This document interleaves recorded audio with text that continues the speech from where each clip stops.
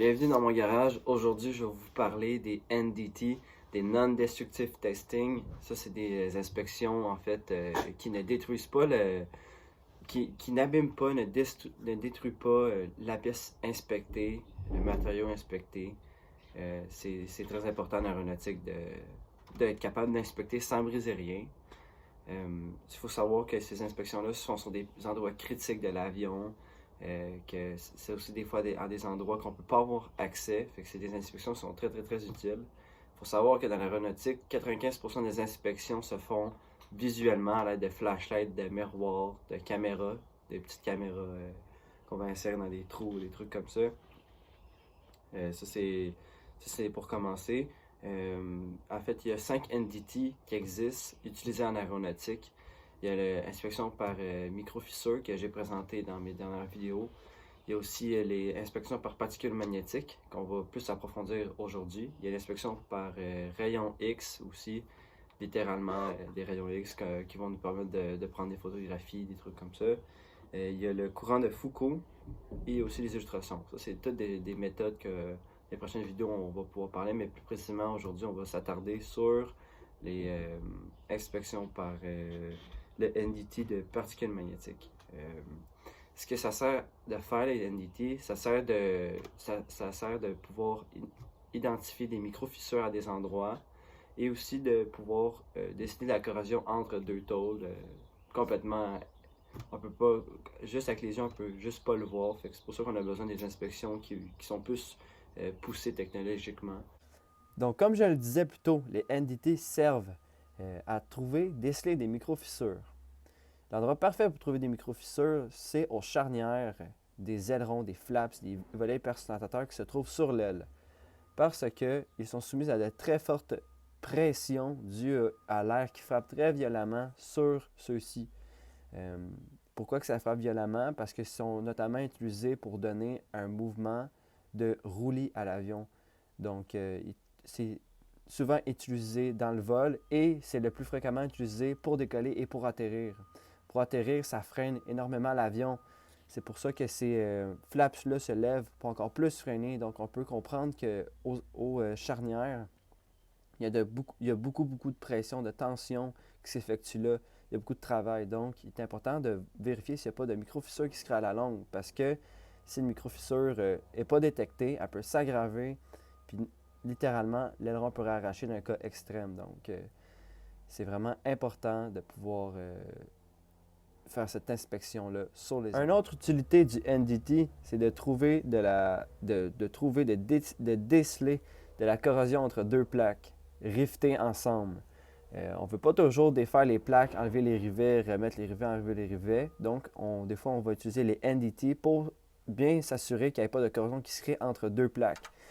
La corrosion peut se créer par infiltration d'eau, tout simplement, entre les deux plaques. À la longue, ça va faire corroder l'aluminium. Puis, ultimement, si la corrosion n'est pas détectée parce qu'elle est entre deux plaques d'aluminium rivetées ensemble, ben, la plaque peut juste s'arracher à la longue. Donc, c'est important d'utiliser le NDT pour pouvoir déceler cela.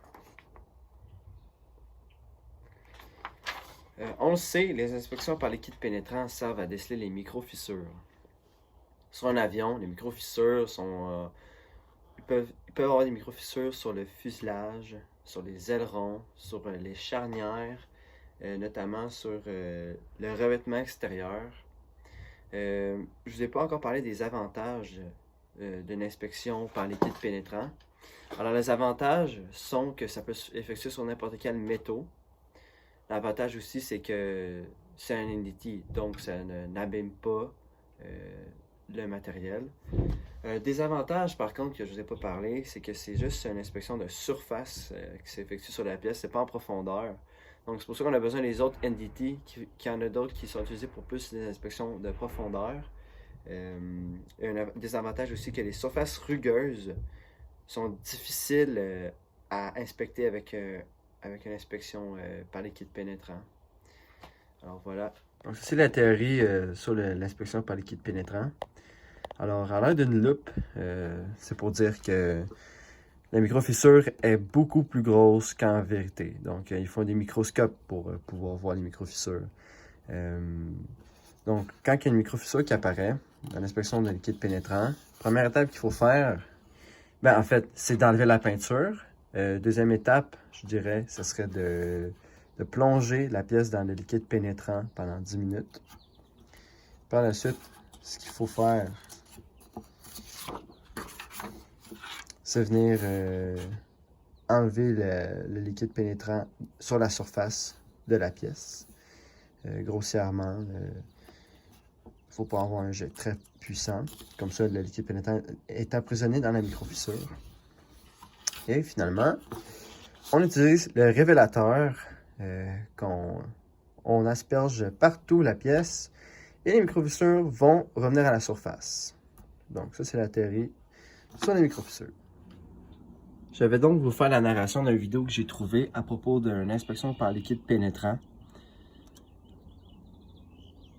Alors la madame ici, elle apporte un segment d'une gear shaft qu'elle a préalablement lavé parce que ils vont directement asperger la pièce du liquide pénétrant d'une couleur rouge.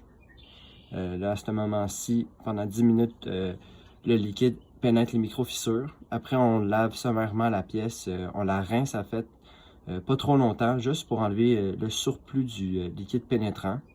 À ce moment-ci, le liquide pénétrant reste dans les microfissures. Alors, pour aider au séchage, pour sécher l'eau, dans le fond, on utilise une petite guenille. On essuie délicatement la pièce. Alors, par la suite, on spray le révélateur sur la pièce. On laisse agir, on laisse sécher pendant quelques minutes. Et puis, on peut voir les micro-fissures apparaître par les petites lignes rouges.